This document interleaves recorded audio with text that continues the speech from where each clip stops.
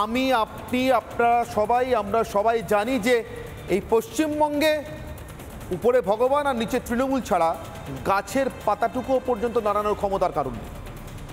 অতএব এখানে তৃণমূলের কাউন্সিলর থাকবে না, অন্য দলের কাউন্সিলর থাকবে, আর ফুটপাতে বসে কেউ ব্যবসা করে খাবে অন্য দলের কাউন্সিলরকে টাকা দিয়ে, এটা অতি বড় উন্মাদকে বললেও কেউ বিশ্বাস করবে।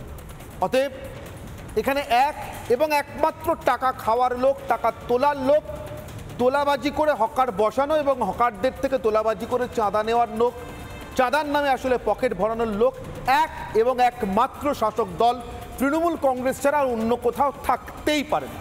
মুখ্যমন্ত্রী তার দলের দোষ ঢাকার জন্য অথবা তার সঙ্গে আর কাউকে একই আসনে অভিযুক্ত করবার জন্য রাজনৈতিক বুকনিবাজির জায়গা থেকে অনেক কিছু বলতে পারেন, কিন্তু আদতে এগুলোর কোনো অস্তিত্ব যে নেই বা থাকা সম্ভব নয়, অন্তত এই বঙ্গে, সেটা আমরা সবাই জানি। তাহলে এবার পরের কথা, মুখ্যমন্ত্রী বলছেন নিজেই লোক বসাবে, তারপরে তুলতে এলে বুলডোজার দিয়ে ভেঙে দেবে, সরকারি তৎপরতা শুরু হলে আবার ভেঙে দেবে, আবার তুলে দেবে। এই যে কাউন্সিলর এমন কাজ করবে সে এবার গ্রেফতার হবে। সোজা সাপটা ঠিক যখন বলছে তার 1 ঘন্টার ব্যবধানে মাঝেরহাটে দাঁড়িয়ে সাধারণ মানুষ জানাচ্ছেন ফুটপাত নয়, একেবারে পোর্ট ট্রাস্টের জমি, বন্দরের জমি, যে জমিতে এখন হাসপাতাল তৈরি করবে বলে ঠিক করেছে কলকাতা বন্দর কর্তৃপক্ষ, আর তৈরি করতে গিয়ে দেখছে চক্ষু চড়ক গাছ তাদের জমি বেদখল তো বটেই, সেখানে হাজার অবৈধ উচ্ছেদকারী দখলদার বসে রয়েছে, যাদেরকে উচ্ছেদ করতে হবে। আদালতে গিয়ে শেষমেশ নির্দেশ নিয়ে আসতে হয়েছে, তারপরেও পুলিশ নড়ে না চড়ে না, নড়ে চড়ে বসে না। তার কারণ পুলিশের হফতা পাওয়া নাকি এই মাঝেরহাটবাসী, এই যাদেরকে উচ্ছেদ করতে আজকে গিয়েছিল পুলিশ, তাদের দাবি কোনটা জানি না আমরা। এরা বলছেন পোর্টের জমিতে, বন্দরের জমিতে এদেরকে জবরদখল করে বসতে বলেছেন ফিরহাদ হাকিম, স্বয়ং কলকাতার মেয়র, যিনি একজন কাউন্সিলর আগে এবং তারপরে মেয়র, আর রাজ্যের পুরমন্ত্রী তো বটেই। রাজ্যের পুরমন্ত্রী কলকাতার মেয়র জবরদখলকারীদের বসাচ্ছেন সরকারি জমিতে। বন্দরের জমি ভারত সরকারের জমি, এটা রাজ্য সরকারেরও হতে পারে। কয়েকদিন আগে মমতা বন্দ্যোপাধ্যায় বলছিলেন না সরকারি জমি দখল হয়ে যাচ্ছে। সরকারি জমি কারা দখল করাচ্ছে তিনি জানেন। তিনি আজকে বলেছেন যে কাউন্সিলর লোক বসাচ্ছে এবং লোক তোলবার সময় সরকারি নির্দেশ এলে বুলডোজার চালাচ্ছে, তুলে দিচ্ছে, ভেঙে দিচ্ছে, এমন কাউন্সিলর গ্রেফতার হবে। তাহলে তার মেয়র কি গ্রেফতার হবেন? মাঝেরহাটবাসী আরও ভয়ঙ্কর অভিযোগ করেছেন, বলেছেন ফিরহাদ হাকিম তাদেরকে বলেছেন পুলিশ এলে পুলিশকে পাল্টা মারতে। পুলিশ মন্ত্রী মমতা বন্দ্যোপাধ্যায় শুনেছেন কি? তিনি নবান্নে বসে যে মিটিং করেছেন, তিনি যে নির্দেশ দিয়েছেন পুলিশ মন্ত্রী হিসেবে কাউন্সিলরকে গ্রেফতার করবার, এমন কাউন্সিলরদের গ্রেফতার করবার, সেই নির্দেশ জনসমক্ষে ঘোষণা করার 1 ঘন্টার মধ্যে, ঠিক 1 ঘন্টার মধ্যে মাঝেরহাটবাসী জানাচ্ছেন পাল্টা পুলিশকে মারতে তাদেরকে পরামর্শ দিয়েছেন, তাদেরকে আদেশ দিয়েছেন, নির্দেশ দিয়েছেন, যাই বলি না কেন কলকাতার মেয়র ফিরহাদ হাকিম। সোজা সাপটা প্রশ্ন, একটাই প্রশ্ন, মমতা বন্দ্যোপাধ্যায়ের পুলিশ, এ রাজ্যের পুলিশ মন্ত্রী মমতা বন্দ্যোপাধ্যায়ের পুলিশ কি এ রাজ্যের পুরমন্ত্রী কলকাতার মেয়র ফিরহাদ হাকিমকে গ্রেফতার করার সাহসটা দেখাতে পারবে? আসবো আজকের বিতর্কে, তার আগে আজকে বিশেষ প্রতিবেদন। বাইরের লোকেরা এসে এখানে সব জমি জায়গা দখল করে নিচ্ছে, কারণ টাকার বিনিময়। কি করবো, আমি ক্যান্সারের পেশেন্ট, কি করবো বলুন। আপনারা কতদিন ধরে? আমি তো এখানে মানে বলুন না, বুড়ো, ছোট থেকে বুড়ো হয়ে গেলাম। প্রথমে বসাচ্ছেন, তারপরে গিয়ে বুলডোজার দিয়ে উচ্ছেদ করতে যাবেন। আমি এই পলিসিটাকে মানি না। যে কাউন্সিলরের এলাকায় এটা চলবে সেই কাউন্সিলর অ্যারেস্ট হবে।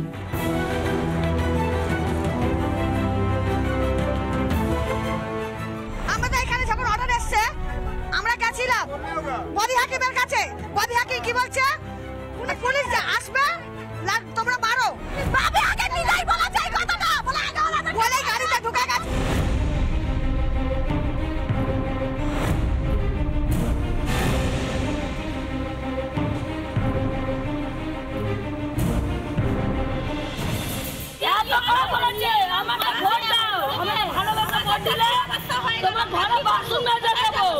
তোমার কাপড় কেটে দেবো, আজকে দিদি পাত্তা নেই।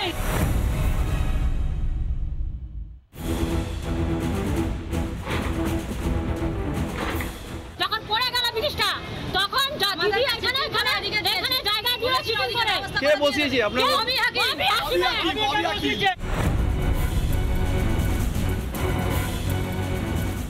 অভিযোগ একেবারে সাফ, জবরদখল নিঃসন্দেহে, কিন্তু বসিয়েছে রাজ্যের পুরমন্ত্রী কলকাতার মেয়রই। আরও ভয়ঙ্কর অভিযোগ হলো শুধু বসানোই নয়, পুলিশ এলে মেরে তাড়িয়ে দেওয়ার নিদানও দিয়েছেন ফিরহাদ হাকিমি। পুলিশ মন্ত্রী জানেন পুলিশ পেটানোর এই হাকিমি দাওয়াই? বাঁচার অধিকারের জন্য যতটুকু প্রয়োজন ঠিক ততটুকু কাজে লাগান। লোভ করা ভালো নয়। প্রথমে বসাচ্ছেন, তারপরে গিয়ে বুলডোজার দিয়ে উচ্ছেদ করতে যাবেন। আমি এই পলিসিটাকে মানি না। যে কাউন্সিলরের এলাকায় এটা চলবে সেই কাউন্সিলর অ্যারেস্ট হবে। আমাদের টিএমসির নেতারা বলেছিল যে এখানে থাকো, কোনো অসুবিধা নেই, ভোটটা যেন আমরা পাই। আর এখন ভোট মিটে যেতে আমাদের উচ্ছেদ করে দিচ্ছে।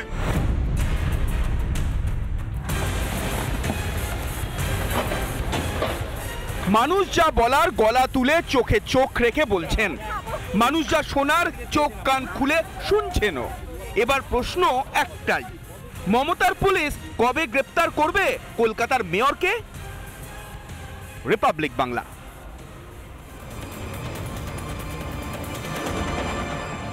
আমি আমার প্রশ্নের কথা শুরুতেই আপনাদের বলেছি, তবুও নির্দিষ্ট করে সেই প্রশ্নটা রেখে আমার আজকের বিতর্ক শুরু করছি, আমার আজকের অগ্নিবাণ।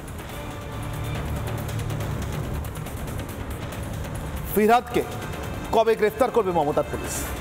মমতা বন্দ্যোপাধ্যায় বলেছেন এমন কাউন্সিলর অ্যারেস্ট হবে।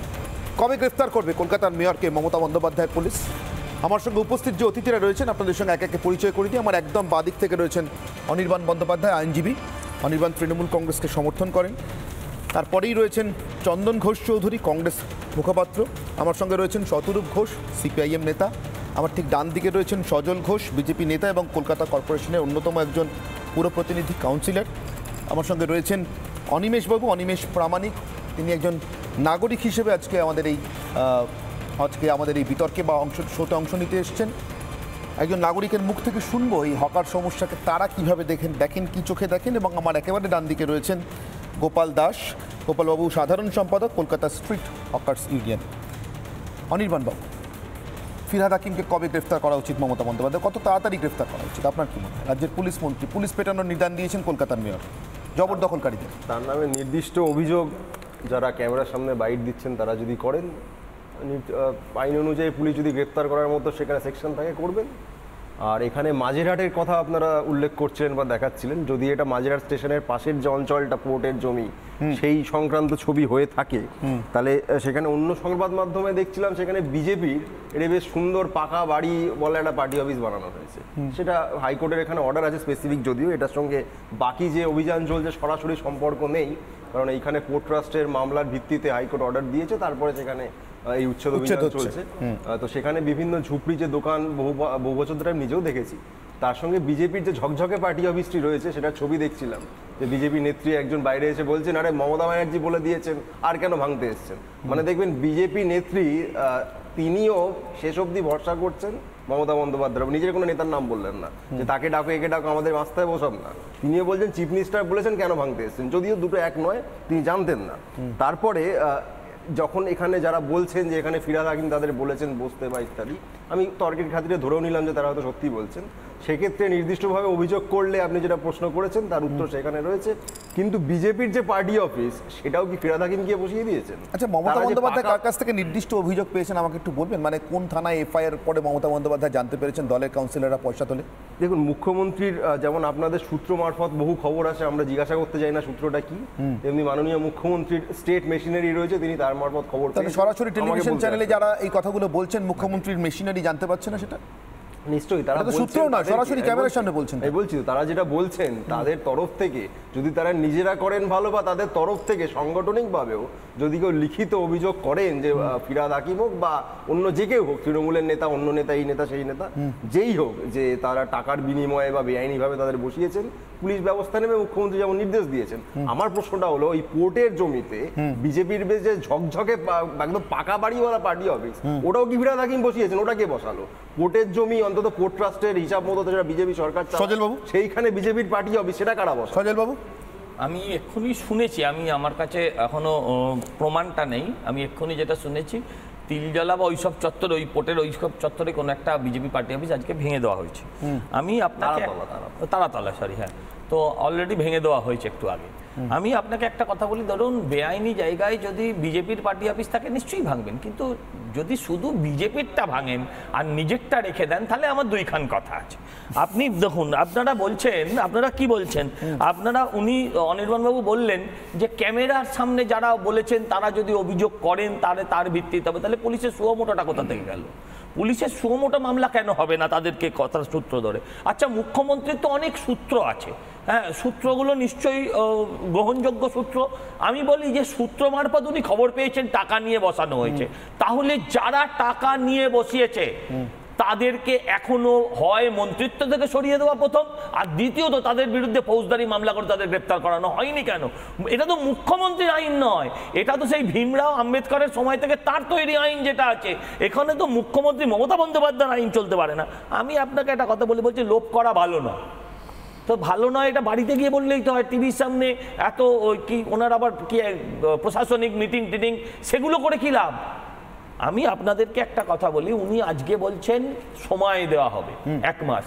আচ্ছা, আমি বলি তাহলে 2 দিন ধরে ভাঙলেন কেন? যদি সময়ই দেবেন তাহলে হাতিবাগান ভাঙলেন কেন? আপনি যদি সময় দেবেন তাহলে আপনি গড়িয়াহাট ভাঙলেন কেন? যদি আপনি সময় দিতে চান, কাউকে সময় দিলেন আর কাউকে সময় দিলেন না, তখনই তো অন্য কথা বলবো আমরা। আমি আপনাদেরকে বলি যে আজকে উনি বলেছেন কাউন্সিলর অ্যারেস্ট হবে, এ তো মহা মুশকিল। আমার বউ বলে যে কি তুমি আজকেই পদত্যাগ করে দাও, তোমার পাড়ায় কে ঝালমুড়ি নিয়ে বসে যাবে মুখ্যমন্ত্রীর কথায়, আর তারপর তোমাকে পুলিশ ধরে নিয়ে চলে যাবে, এটা কেমন নীতি? আরে সে তো পরে পুরো দায় তো তার। উনি সুজিত বোসের নাম নিতে পারেন, উনি অরূপ বিশ্বাসের নাম নিতে পারেন, পাশের বাড়ির ছেলে, কিন্তু উনি ফিরহাদ হাকিমের নাম কিন্তু কোথাও নিতে পারেননি। কারণ পুরো যে ভোটটা তৃণমূল পেয়েছে সেই সম্পূর্ণ ভোটের 40% স্টেক হোল্ডার ফিরহাদ হাকিম, তাকে কি করে গ্রেপ্তার করাবে? আমি আপনার কাছে প্রশ্ন করতে চাই, ফিরহাদ হাকিমের নাম একবারও মুখ্যমন্ত্রী নিলেন না, এত বুলডোজিং করলেন, পুলিশকে গাল দিলেন, নিজের দপ্তর। আচ্ছা, তাহলে নিজে কেন পদত্যাগ করবেন না? পুলিশ টাকা নেয়, সেই পুলিশকে কেন গ্রেপ্তার করা হবে না যারা টাকা নিয়েছে এতদিন?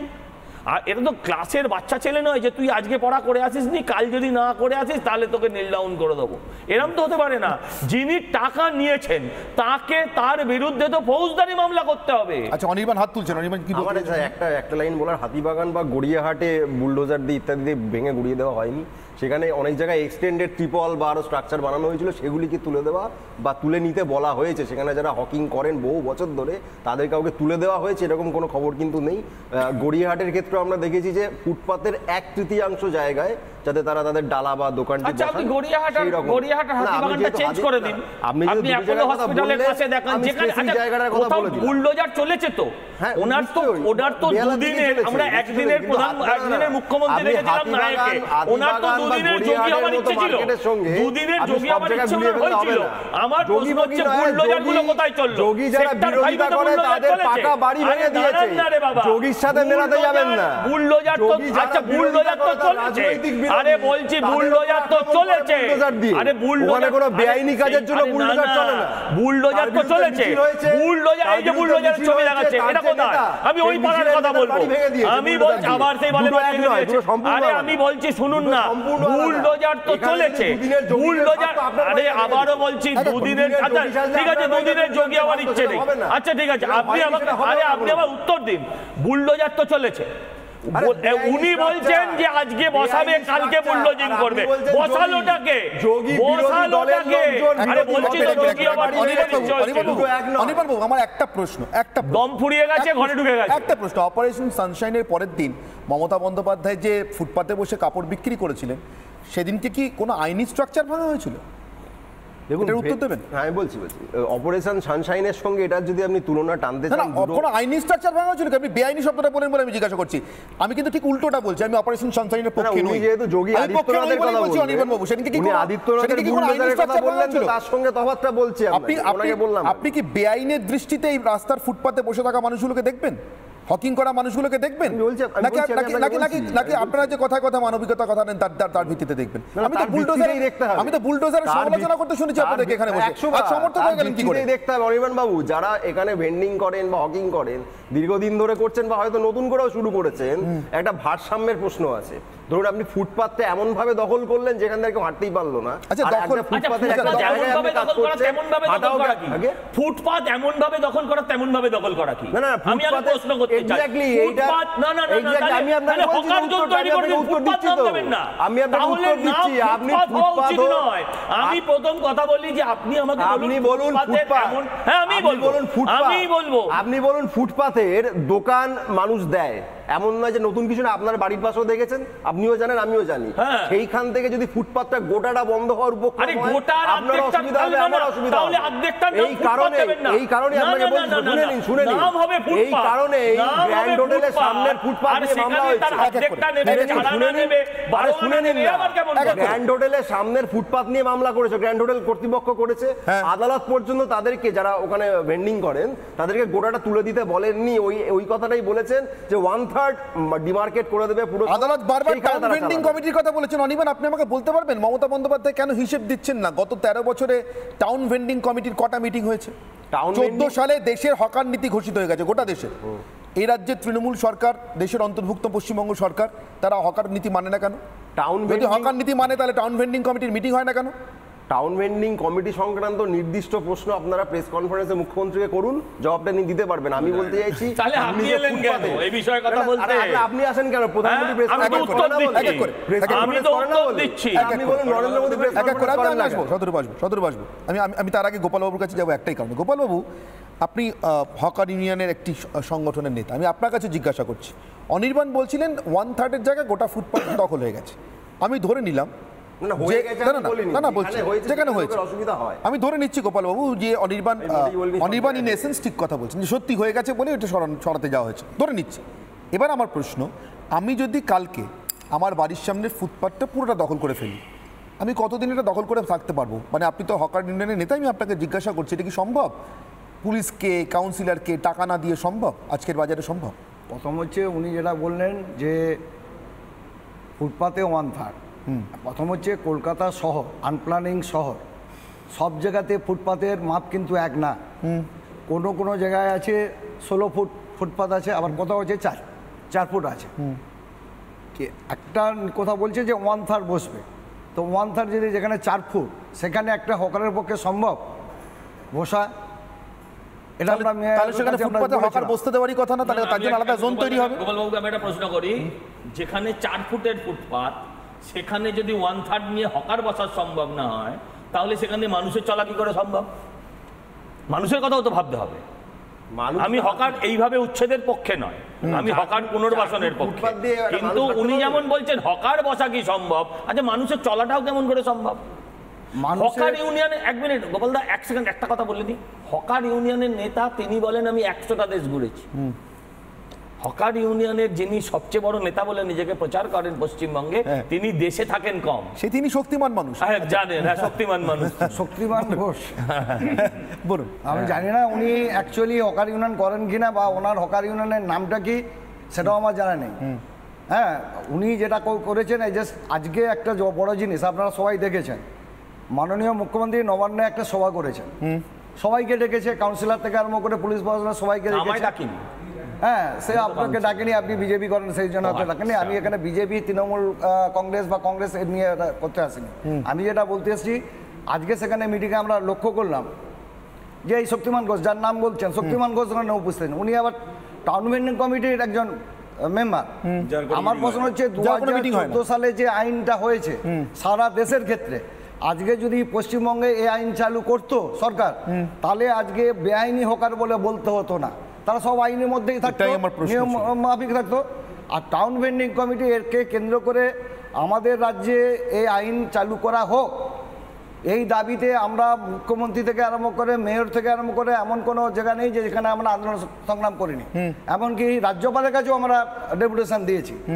কিন্তু কেন্দ্রের সরকার, যে বিজেপি সরকার, সেও তো একবার খেয়াল করেনি যে 10 বছর আগে, 12 বছর আগে, 14 বছর আগে এই আইন হয়েছে, কেন পশ্চিমবাংলাতে এই রাজ্যে এই আইনটা চালু হচ্ছে না? উনিও ওনারাও খেয়াল করেন। আসলে ওনারা হচ্ছে দুজনেই রাজনীতি করতে ব্যস্ত।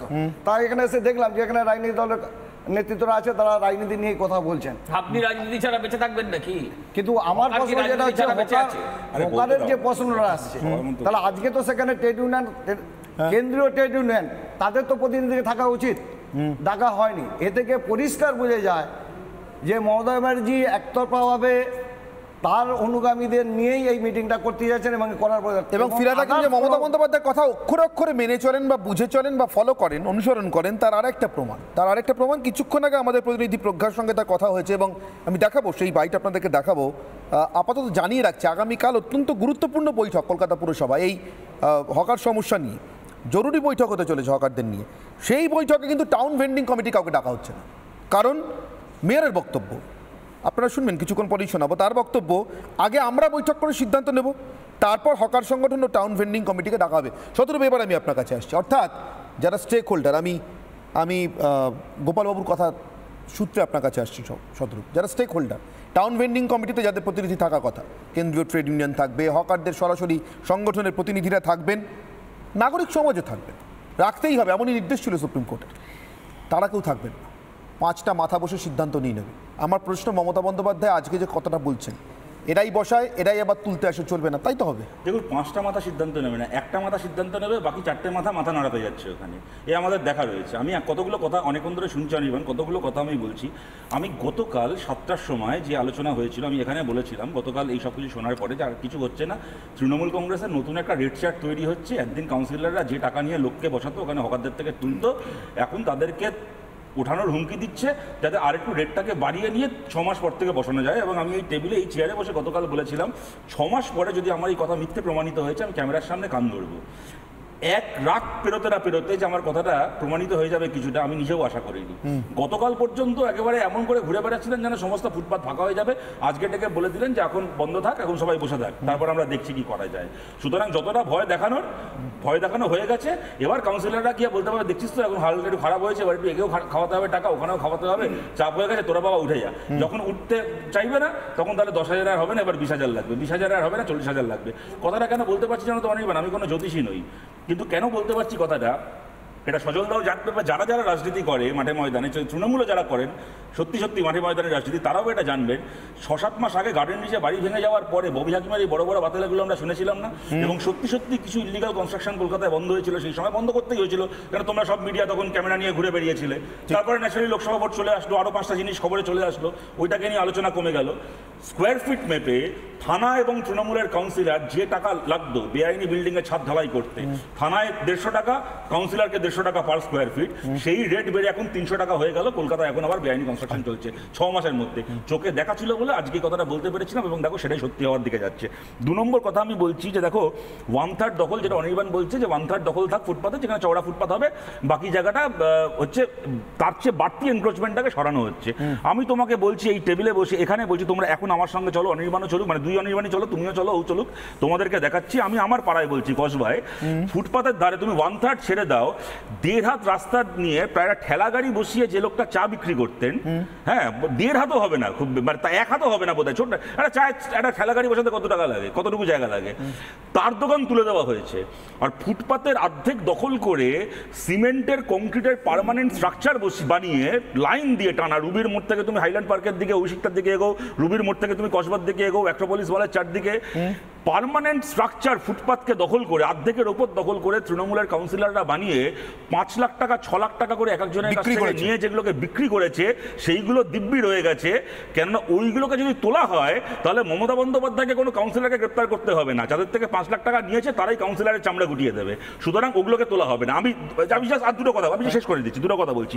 3 নম্বর কথা, অপারেশন সানশাইনের প্রসঙ্গটা উঠলো, এর আগেও যখন উঠেছে আমি বলেছি, আমি আবার বলছি তোমাদেরকে, তোমরা নিশ্চয়ই একটা জায়গায় একমত হবে, অপারেশন সানশাইন শুধুমাত্র কলকাতার ফুটপাথকে দখলমুক্ত করার অভিযান ছিল না, প্রত্যেকজন হকারকে সরকারের উদ্যোগে রিহ্যাবিলিটেশন, পুনর্বাসন দেওয়ার অভিযান ছিল।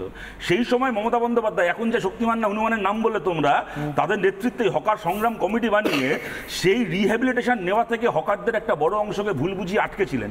আজ যেখানে অ্যাক্রোপলিস বল, তার উল্টো দিকে রাজডাঙ্গায় হকার মেলা বামফ্রন্ট সরকার তৈরি করেছিল এই রিহ্যাবিলিটেশনের জন্য। আজকে মমতা বন্দ্যোপাধ্যায় রিহ্যাবিলিটেশনের কোনো গল্প না দিয়ে কোথাও বুলডোজার নামাচ্ছেন, কোথাও মুখে বলছেন উঠে যাও, কোথাও তুলে দিচ্ছেন, কিন্তু আমি বলছি তোমাকে আজকে রিহ্যাবিলিটেশন নিয়ে শুনছি তোমাদের এখানেই দেখছি মমতা বন্দ্যোপাধ্যায় নাকি বলেছেন যেখানে হকার থাকবে তার পাশে একটা বড় বিল্ডিং তৈরি করা হবে, গোডাউন তৈরি করা হবে, অগ্নি নির্বাপক ব্যবস্থা থাকবে। ভালো কথা, আমি তোমাদেরকে এখানে চ্যালেঞ্জ করছি 2015 সালে, তোমাদের নিশ্চয়ই আর্কাইভ, তোমাদের চ্যানেল তখন হয়নি কিন্তু নিশ্চয়ই আর্কাইভে সেই ফুটেজ থাকবে, 2015 সালে নেতাজি ইন্ডোর স্টেডিয়ামে হকারদেরকে নিয়ে মমতা বন্দ্যোপাধ্যায় যে বৈঠক করেছিলেন, সেইখানে মমতা বন্দ্যোপাধ্যায় হকারদের জন্য পুনর্বাসন এবং তাদের জন্য বিল্ডিং তৈরি থেকে শুরু করে যে কথা বলেছিলেন, কোন নতুন কথাটা আজকে বলেছেন আমাকে দেখাও, কোন নতুন কথাটা বলেছেন? একটা নতুন, এই 2015 সালেও এই কথাগুলো শুনেছিলাম, 9 বছর পরে আবার এক কথা শুনছি। আর আমার শেষ কথা, দেখো ভাই, ছাগলকে কেন বাঘ শিকার করতে পাঠাচ্ছ ভাই? আজকে একজন মহিলা যদি বলেন যে ববি হাকিম, প্রশ্নকালী একা ববি হাকিমের নয়, গোটা কলকাতায় কোথাও, এটা সবাই জানে। আমি কাউন্সিলর গ্রেফতার হবে, তো উনি তো আগে একজন কাউন্সিলর, তারপর হ্যাঁ ঠিক, তোকে গ্রেফতার করুন। আবার ববি হাকিম কদিন আগে বলেছিলেন কলকাতায় বেআইনি বিল্ডিং তৈরি হলে নাকি থানার ওসির নামে এফআইআর হবে। এই সমস্ত ভাষণ আমরা জানি, এগুলো দৌড় কত দূর। আমি বলছি কি, একা ববি হাকিম নয়, যে কোনো কাউন্সিলরকে তৃণমূলের পয়সা না দিয়ে না লোকাল হকার বসতে পারে, না বেআইনি বিল্ডিং হতে পারে, এটা 5 বছরের বাচ্চাও জানে। আমি বলছি মমতা বন্দ্যোপাধ্যায়, আপনার কাছে যদি সুজিত বোসের ব্যাপারে খবর থাকে, আপনি বলছেন সুজিত বোস কত টাকা খেয়েছে, যেটা অনির্বাণ বলছে, আমি ওর সাথে একমত, যিনি মুখ্যমন্ত্রী কি যিনি একটা সরকারে আছেন, তার কাছে ইন্টেলিজেন্স থেকে শুরু করে একাধিক মেশিনারি থাকবে, তার কাছে খবর, একটা স্টেট মেশিনারি শব্দটা ব্যবহার করলো, একদম ঠিক বলেছে। তাহলে মমতা বন্দ্যোপাধ্যায়, আপনার কাছে যদি এদের টাকা খাওয়ার খবর থেকে থাকে, তাহলে সেই খবরের ভিত্তিতে আপনি এফআইআর করছেন। একজন সাধারণ মহিলা যার দোকানটাকে সকালবেলা আপনি তুলে দিয়েছেন, তাকে এখন ববি হাকিমের বিরুদ্ধে থানায় গিয়ে এফআইআর করতে হবে? যে ববি হাকিমের গুন্ডা বাহিনীর ভয়ে টালিগঞ্জ থানার পুলিশ টেবিলের তলায় ঢুকে যায়, তার সামনে আপনি একজন সাধারণ মহিলাকে পাঠিয়ে দিচ্ছেন এফআইআর করতে। এর আগে যখন 100 দিনের কাজের, আর 100 দিনের কাজ বলছে বেআইনি, মানে তোমার আবাস যোজনার বেআইনি বাড়ির প্রশ্ন উঠেছিল, মমতা বন্দ্যোপাধ্যায় বললেন কি, গ্রামের আইসিডিএস দিদিদেরকে নাকি খুঁজে বার করতে হবে, অঙ্গনবাড়ি দিদিদেরকে খুঁজে বার করতে হবে কে 100 দিনের কাজের তৃণমূলের নেতা বেআইনি টাকা খেয়েছে। ছাগলকে আপনি বাক শিকার করতে পাঠাবেন, আর আপনার কাউন্সিলররা বসে বসে পয়সা কামাবে। প্রশ্নটা এখানে, কিছুক্ষণ আগে বলছিলাম ফিরহাদ হাকিমের যে বক্তব্যের কথা শোনাবো আপনাদেরকে, শোনাচ্ছি। ফিরহাদ হাকিম আগামীকাল খুব গুরুত্বপূর্ণ মিটিং করবেন মমতা বন্দ্যোপাধ্যায়ের নির্দেশ অনুযায়ী, কিন্তু কাদের নিয়ে করবেন আর কাদের বাদ দিয়ে করবেন আপনারাই শুনুন। মাঝের হাটের হকাররা অভিযোগ করছে আপনি নাকি বলেছেন পুলিশ বাধা দিতে এলে তাদের মারধর করতে, এমন একটা অভিযোগ করছে। আমি এটা বলতে পারি, আপনার মনে হয়? মাঝের হাটের হকাররা অভিযোগ করছে আপনি নাকি বলেছেন পুলিশ বাধা দিতে এলে তাদের মারধর করতে, এমন একটা অভিযোগ করছে। আমি এটা বলতে পারি, আপনার মনে হয়? এটা নির্দিষ্ট করে মাঝেরহাট সংক্রান্ত প্রশ্নের উত্তর ছিল। ববি হাকিম বলছেন আমি কি এটা বলতে পারি, আপনার মনে হয়? সত্যিই কে কি বলতে পারেন সেটা মনে করে আমাদের যা মনে হয় সেটা অনুযায়ী যদি রাস্তায় চলতে যায়, তাহলে তো সত্যিই পদে পদে বিপদে পড়তে হয়। সজলবাবু, আপনার কি মনে হয় যে মমতা বন্দ্যোপাধ্যায়, আপনি বলুন না, আপনি তো বিরুদ্ধ রাজনীতি করেন, কিন্তু আপনার কখনো মনে হয় যে এই কাউন্সিলরদের সবাইকে মমতা বন্দ্যোপাধ্যায় বসিয়েছেন বা কারা বসিয়েছে মমতা বন্দ্যোপাধ্যায় জানে এবং তিনি তারপরে ব্যবস্থা নিচ্ছেন না? টাকা কোথায় গেছে তিনি জানেন কিন্তু ব্যবস্থা নিচ্ছেন না। আমার তো মুখ্যমন্ত্রীর কথা শুনে মনে হচ্ছে উনি সবে মাত্র সব জানলেন। কি মনে হয়? আমি বলছি গত কয়েকদিন আগে আপনারা দেখেছেন, হয়তো জানেন যে ওনার শারীরিক প্রবলেম ছিল, চোখ দেখাতে গেছিলেন, তো চোখে ড্রপ দেওয়ার পরে উনি দেখলেন যে কলকাতায় বিভিন্ন জায়গায় এনক্রোচড হয়ে গেছে, অতিরিক্ত জায়গা নিয়ে হকাররা বেআইনিভাবে বসে আছে। আমি আপনাকে একটা কথা বলি, খুব পরিষ্কার কথা, যে হকারদের বসাতে পয়সা আবার তারপরে বুলডোজার, এটা উনি বলছেন, কিন্তু যে কাউন্সিলরদের উনি বসিয়েছেন, যে কাউন্সিলরদের তো আর অন্য কেউ বসায়নি, মমতা ব্যানার্জি বসিয়েছেন, মানুষ তাকে এন্ডোর্স করেছে বা ভোট লুট করেছে, সে যেভাবেই হোক না কেন, তাদের বিরুদ্ধে উনি আজ অব্দি একটা ব্যবস্থা নিয়েছেন। ছেড়ে দিন হকার, রাস্তা দখল মানেই যে শুধু হকার তা নয়, রাস্তা দখল মানে পার্কিং এর একটা বিশাল চক্র, এবং সেটা হকারের থেকে কম টাকার রোজগার নয়, এবং সেখানে দুর্নীতি হকারের থেকে অনেক বেশি। একটা কথা বলছি, আজকে আমি যেহেতু পার্কিং এর কথাটা বলি, জাস্ট একবার ইন্টারাপ্ট করে একটা সেন্টেন্স বলছি। আমি এই কথাটাও আমি বলছি, এখানে আগের দিনও বলেছিলাম, মমতা বন্দ্যোপাধ্যায় যে মিটিং থেকে এই এত কিছু শুরু হলো, সেখানে শুধুমাত্র হকারের কথা না, উনি একাধিক কথা পার্কিং এর কথাও বলেছিলেন। কলকাতা শহরে কর্পোরেশনের ওয়েবসাইটে গেলে এখনো যে কেউ দেখতে পাবেন যারা আমাদের আলোচনা শুনছেন, কর্পোরেশনের নির্ধারিত পার্কিং রেট হচ্ছে 4 চাকা গাড়ির জন্য ঘন্টায় 10 টাকা। আজকে ছেড়ে দিন, গত 5-6 বছরে বলুন একজন মানুষ কলকাতার যিনি 10 টাকা রেটে গাড়ি পার্ক করতে পেরেছে। আমি বলছি কোটি কোটি টাকা, দিনে কোটি কোটি টাকা তোলে। এটা শতরূপের থেকে বিইং এ কাউন্সিলর আমি বেশি জানি। যতগুলো জায়গায় পার্কিং ফি নেওয়া হচ্ছে তার মধ্যে একটা বিরাট অংশ হচ্ছে বেআইনি পার্কিং, যেখানে কর্পোরেশন কোনোই টাকা পায় না, 10 টাকা 5 টাকা কোনো টাকার প্রশ্ন না, শুধু পুলিশকে আর লোকাল তৃণমূলকে ফিট করে, তাতেও আবার গোষ্ঠীদ্বন্দ্ব আছে, কাউন্সিলর পাবে না, কাউন্সিলর বিরুদ্ধে লবি পাবে, সেসব নিয়ে মারপিট আপনারা কদিন আগেই দেখিয়েছেন। আমার প্রশ্ন হচ্ছে, আপনি ছেড়ে দিন রাস্তা দখল, এই দখল সেই দখল, গার্ডেন রিচে বাড়ি ভাঙা নিয়ে আপনারা বলছিলেন, বেআইনি বাড়ির নির্মাণ নিয়ে বলছিলেন, আমি আপনাদেরকে প্রশ্ন করি যে আজ অবধি কটা বেআইনি বাড়ি ভেঙেছে, আর ওই গার্ডেন রিচের ঘটনার পর কটা নতুন করে বেআইনি নির্মাণ হয়েছে। আর শতরূপ ভালো করে ঠিক জানে না, হ্যাঁ, এই 150 টাকা না, মিনিমাম কাউন্সিলরদের বলছি স্কোয়ার ফুটে, হ্যাঁ স্কোয়ার ফুটে কাউন্সিলর আর থানা মিনিমাম 500 টাকা করে খাচ্ছে, ওরা অনেকদিন ক্ষমতা মিনিমাম 500 টাকা করে খাচ্ছে। এবার যদি প্রাইম লোকেশন হয়, না প্রাইম লোকেশন যদি হয় তাহলে রেট আরো বেশি, প্রাইম লোকেশনে রেট আরো বেশি। এদের এমন অবস্থা জানো পুলিশগুলো দেখলে না, এবার আমি এক লাইন বলি, শতরূপ বলছে না যে 6 মাসের মধ্যে আমি এই চেয়ারে বসে, হয়তো আপনার শো নয় অন্য কোনো একটা শোতেই এটা নিয়েই, যেদিন বুলডোজিং প্রথম শুরু হয়েছিল বা যেদিন হকার বিরোধী কথা প্রথম বলেছিলেন, সেদিন আমি বলে গেছিলাম যে আপনারা 72 ঘন্টা দেখুন, এটার জন্য কোনো জ্যোতিষী লাগে না, এটার জন্য কোনো রকেট সায়েন্স লাগে না, এটা মমতা ব্যানার্জিকে যারা অবজার্ভ করে তারাই জানেন যে এই জিনিসটা বেশি দিন চালাবে না। কাউন্সিল আমি বলছি, এই যে বললো না, দেখলে মানে কি বলবো, মানে এদেরকে মানে কোনো মুখে ভালো কথা আসে না।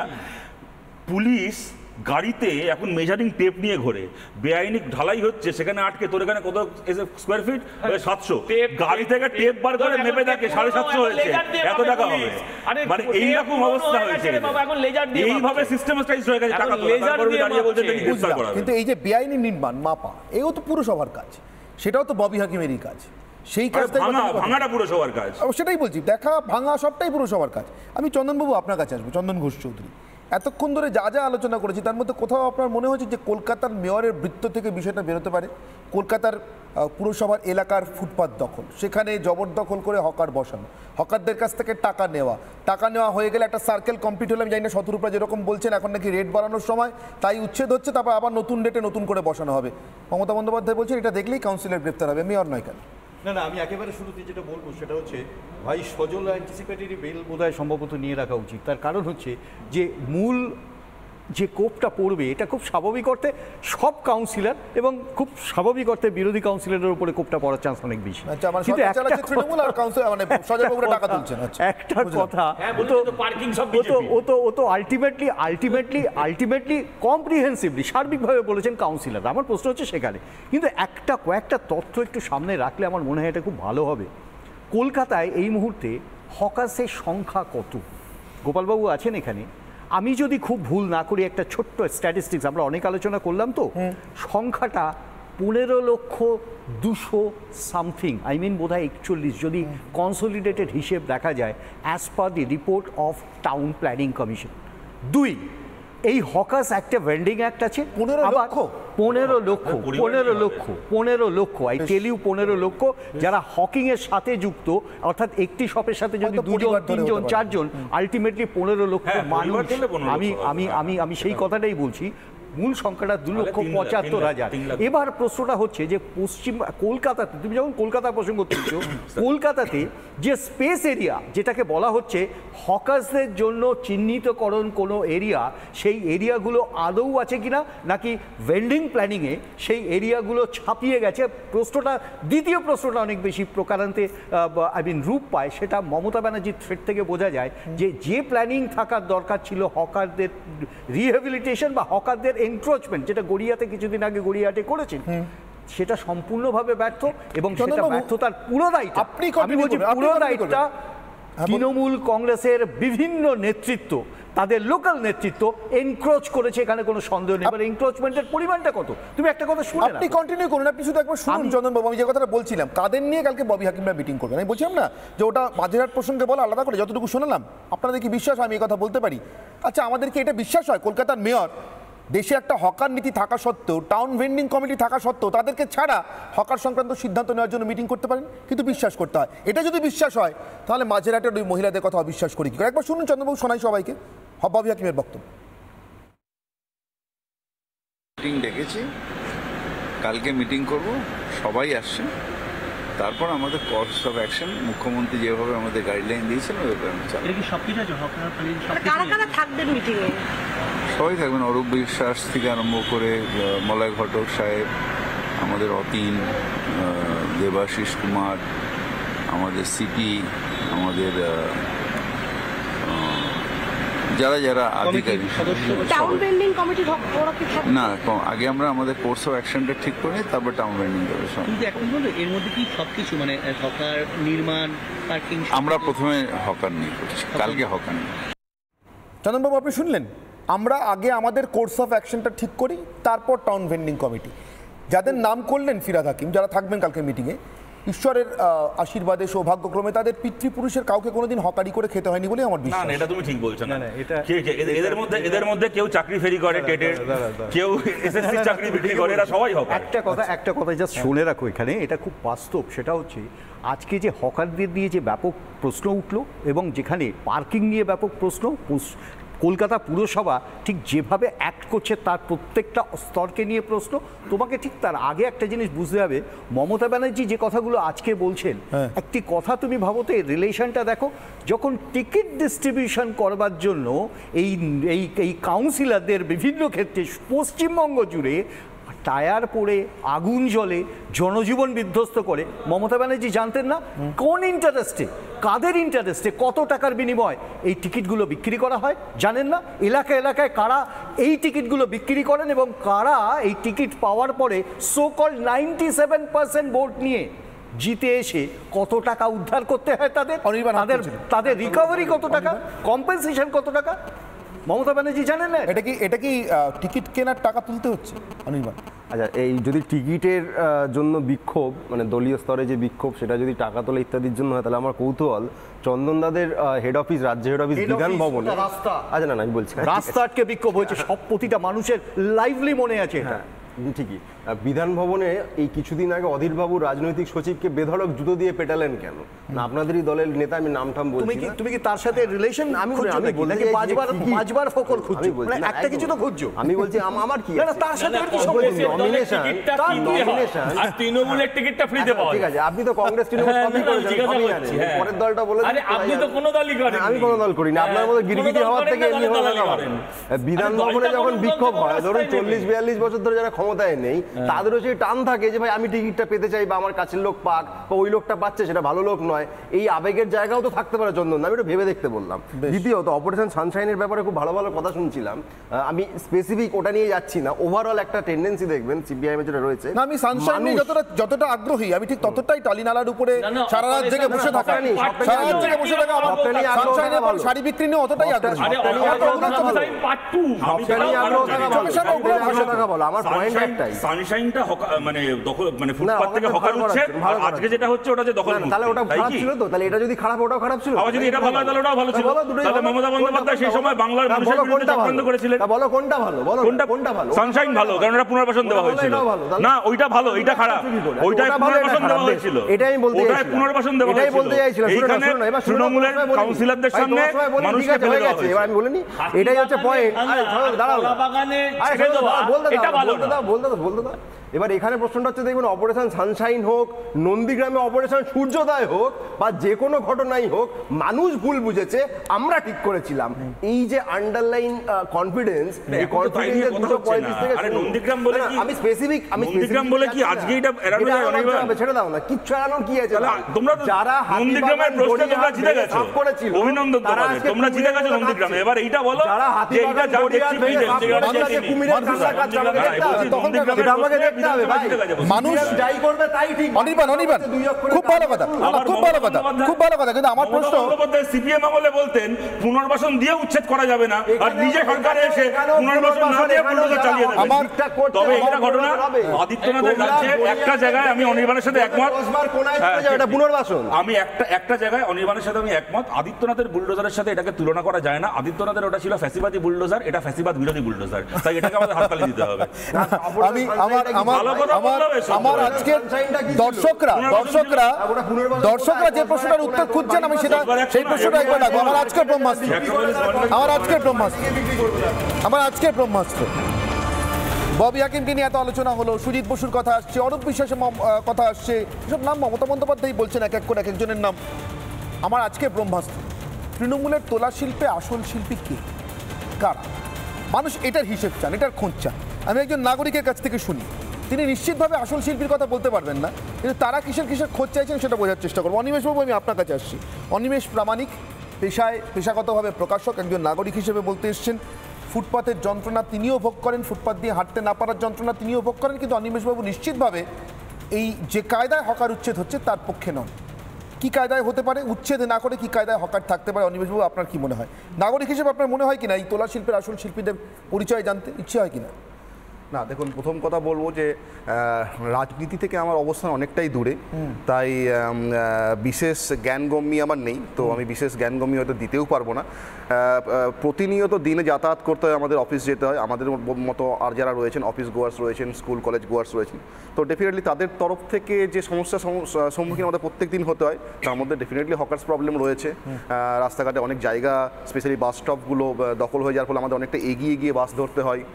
অনেকে ইললিগালভাবে হুকিং করেন, তার ফলে অনেক দুর্ঘটনার সম্ভাবনা রয়েছে। মূলত যারা বাচ্চা বা বয়স্ক যারা রয়েছেন তাদের পক্ষে অনেক অসুবিধা হয়। এটাকে অস্বীকার করার জায়গা আমাদের কোনো মতেই নেই, আমরা এটা প্রতিদিন ফেস করি। কিন্তু এটাও ঠিক যে এই যে দেখছি লাস্ট দুদিনে যে চিত্রটা আমরা দেখছি, মূলত সংবাদ মাধ্যমের টেলিভিশনেই দেখছি, তো এই চিত্রটাও কিন্তু ঠিক কাম্য আমাদের ক্ষেত্রে নয়। কারণ আমাদের মনে হয় যারা হকারি করছেন, হ্যাঁ, এবার ধরুন কতটা ইললিগাল ওয়েতে করছেন, কতটা লিগাল ওয়েতে করছেন, বা তাদের হকারের ওখানে বসার পদ্ধতি কী, সেগুলো তো আমি যাচ্ছি না, এগুলো আমার জানার বিষয় না, এগুলো আমার এখতিয়ারের মধ্যেও পড়ে না। তবে হ্যাঁ, আমার মনে হয় আরেকটু সিস্টেমেটিক ওয়েতে হওয়া উচিত, যে সরকারই থাকুন না কেন আরেকটু সিস্টেমেটিক ওয়েতে হওয়া উচিত। কারণ হকার উচ্ছেদ কোনোদিনই কিন্তু এই ফুটপাত খালি করার সমাধান হতে পারে না। এটা সানশাইন বললেন, এর আগেও আমি শুনেছি, হয়তো আমি দেখিনি, প্রত্যক্ষ করিনি, কিন্তু বাবা কাকা জেঠুদের মুখে শুনেছি এরকম কিন্তু উচ্ছেদের ঘটনা কিন্তু এর আগেও হয়েছে। আমরা রেলে দেখেছি, আমরা ফুটপাতে দেখেছি, কিন্তু তার পরিবর্তে কি ফুটপাত কি ফাঁকা থেকেছে?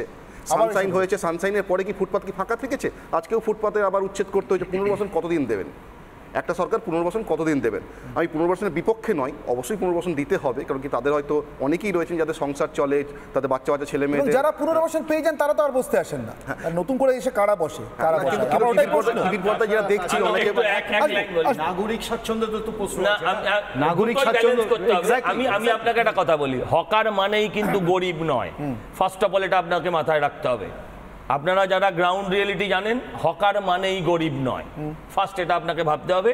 হকার আরো 10টা বড় পেশার মতন এটা একটা পেশা।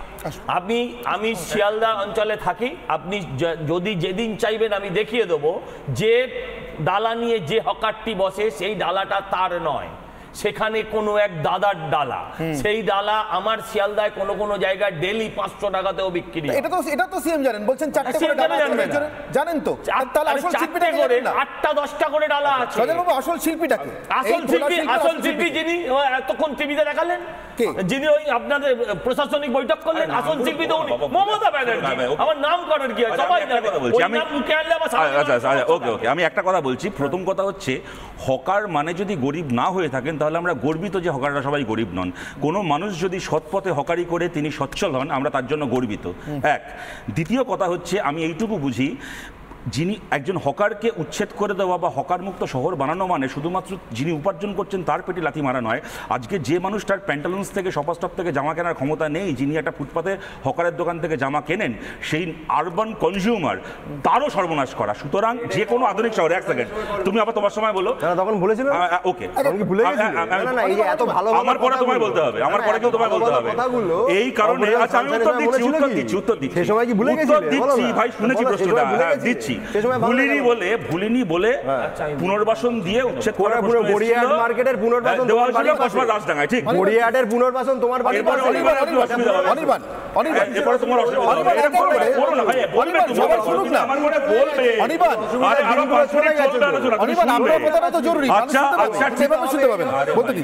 আমি বলছি যে পুনর্বাসন, গড়িয়াহাটের পুনর্বাসন রাজডাঙ্গায় দেওয়াটা অ্যাপ্রোপ্রিয়েট ছিল না, এই সমালোচনা, এটাকে নিয়ে আলোচনা হতে পারে, কিন্তু ওটা পুনর্বাসন বিহীন উচ্ছেদ ছিল না, এইটা কিন্তু এই জায়গায় উচ্ছেদ তো ছিল। এইবার পুনর্বাসনের জন্য রাজি করিয়ে তো ভেঙে দাওনি, আগে ভেঙেছো। ওটা এটা করে নষ্ট করতে দিও না। আমি তো তোমাকে ইন্টারাপ্ট করিনি, তোমাকে সজলদা ইন্টারাপ্ট করেছিল, তুমি আমায় কেন বলছো? আমি তো তোমায় ইন্টারাপ্ট করিনি, তোমায় অন্যরা ইন্টারাপ্ট, না আমি করিনি, আমি সজলদা করছিল, আমি একবারও করিনি। কথাটা শেষ করতে দাও, কথা করিনি, কথাটা শেষ করতে দাও। আমি বলছি যে কথাটা, সেটা হচ্ছে যে যে পৃথিবীর কোনো শহর হকার মুক্ত নয়, হকারকে নিয়ে একটা পলিসি করতে হবে। 14 সালের আইন আপনাদেরকে একটা সুযোগ দিয়েছিল, আপনারা যে কোনো কারণেই হোক সেটাকে তখন ব্যবহার করেননি। 15 সালে ঘটা করে নেতাজি ইন্ডোর স্টেডিয়ামে মিটিং করে ঘোষণা করেছিলেন, 9 বছরে সেটা করেননি। আজকে সেই পলিসিটাকে ফ্রেম করুন। 4 ফুট রাস্তার ক্ষেত্রে বলুন মানে 1/4 অকুপাই করা যাবে, 6 ফুট রাস্তার ক্ষেত্রে 1/3, এটা হতে পারে। পলিসি ফ্রেম করুন, সেই অনুযায়ী আপনি হকারদেরকে একটা ইনস্ট্রাকশন দিন, সবাই মিলে সেটাকে মানার দিকে এগোনো যাবে। তা না করে আপনি আগের দিন বিকেলবেলা মিটিং করে পরের দিন সকালবেলা বুলডোজার নামিয়ে দিলেন। এইটা এমন একজনকে করা মানায় না যিনি কিনা সিঙ্গুরে উচ্ছেদ বিরোধী আন্দোলন করে রাজ্যের মুখ্যমন্ত্রী হয়েছেন, কিন্তু তার কাছ থেকে এটা মানায় না। আপনার আসল চেহারা লোকে আজকে চিনছে। কিন্তু তিনি কি জানেন না যে এই তোলা শিল্পের আসল শিল্পীকে? এত কিছু জানেন, এত খবর পান অনির্বাণ? ওই শিল্পের টাকা দিয়ে মুখ্যমন্ত্রী হয়ে বসে আছে, সেক্ষেত্রে দেখুন, জানবেন না সেক্ষেত্রে রাজনীতির উত্তরটা দিতে হবে। অনির্বাণ যখন হাতিবাগান, এসপ্ল্যানেড, গড়িয়াহাট সব জায়গায় যখন বসেছিল তারা কাকে টাকা দিয়েছিল? তারা কাকে, তখন শিল্পীটা কে ছিল তাহলে? সেটা তো প্রশ্নটা আজকে। আচ্ছা, তোমাদের সরকার, তোমাদের সরকার, ও আচ্ছা, হাতিবাগান কবে থেকে? হাতিবাগান মার্কেট কবে থেকে? গড়িয়াহাট কবে থেকে? আচ্ছা, 98 আগে কি ছিল ভাই? মানে তারা সবাই চুরি করছিল, তোমরা কি করছিলে? মানে কতটা অপদার্থ সরকার, কতটা অপদার্থ মুখ্যমন্ত্রী, এরা সব তৃণমূলও সেই অন্যায়টাই করবে। সিপিএম যদি অন্যায় করে থাকে তাহলে তৃণমূলও সেই অন্যায়টাই করবে। এত জ্ঞানের বাণী শোনালো, নিজেদের সরকারের জ্ঞানটা কোথায় ছিল? তখন নীতি জ্ঞানটা কোথায় ছিল? তখন তো পুরোটা। অনির্বাণ, আমার সময় একেবারে শেষ, কিন্তু অনির্বাণ শতরূপাজকে এই কথাটা বলতে পারছেন কেন জানেন? তার কারণ মুখ্যমন্ত্রী একটি আজব তত্ত্ব দিয়েছেন। মমতা বন্দ্যোপাধ্যায় আজকে বলেছেন কলকাতার বেআইনি পার্কিং চালায় বিজেপি, সরকারের তৃণমূল, পার্কিং বিজেপির। এমন আজব উদ্ভট তত্ত্ব যতদিন থাকবে ততদিন মানুষের মনে প্রশ্ন থাকবে তৃণমূলের তোলা শিল্পের আসল শিল্পীদের মমতা বন্দ্যোপাধ্যায় চেনেন কি চেনেন না, বা আসল শিল্পীটা আসলে কে? মমতা বন্দ্যোপাধ্যায় সব জানার পরেও যখন কাউকে গ্রেফতার করেন না, তখন আসল শিল্পীর নামটা মানুষের জানতে ইচ্ছে করবে বই কি। আর ঠিক সেখানে আমার আজকের প্রশ্ন ছিল, জেনে শুনেই জবরদখল পুষে রাখেন মমতা। ফেসবুকে 87% মানুষ মনে করেছেন হ্যাঁ, না মনে করেছেন 13%। এই একই প্রশ্নে এক্স স্যান্ডেলের পরিসংখ্যানে চোখ রাখবো, মানুষ কি মনে করেছেন। এখানে 100% মানুষ মনে করছেন জেনে শুনেই জবরদখল পুষে রাখেন মমতা, 0% মানুষ, অর্থাৎ কেউ নেই এটার উল্টোটা মনে করেন। ইউটিউবের পরিসংখ্যান, 1 ঘন্টায় 17,000 মানুষ তাদের রায় জানিয়েছেন, তাদের মধ্যে 92% মনে করছেন জেনে শুনেই জবরদখল পুষে রাখছেন মুখ্যমন্ত্রী মমতা বন্দ্যোপাধ্যায়। 8% মানুষ অন্য কথা বলছেন। এটা যদি জনতার রায় হয় তাহলে মমতা বন্দ্যোপাধ্যায়ের রায় 1 মাস পরে কী হবে আমি জানি না, কিন্তু এই গত 2 দিনে যারা উচ্ছেদ হয়ে গেলেন বিনা বিচারে, বিনা আলোচনায়, আগামীকালও যাদের ভাগ্য নির্ধারিত হবে তাদের কোনো প্রতিনিধিকে ছাড়া তারা কার দরবারে যাবেন? তারা কি নতুন করে আরও বড় রকমের তোলাবাজির শিকার হবেন?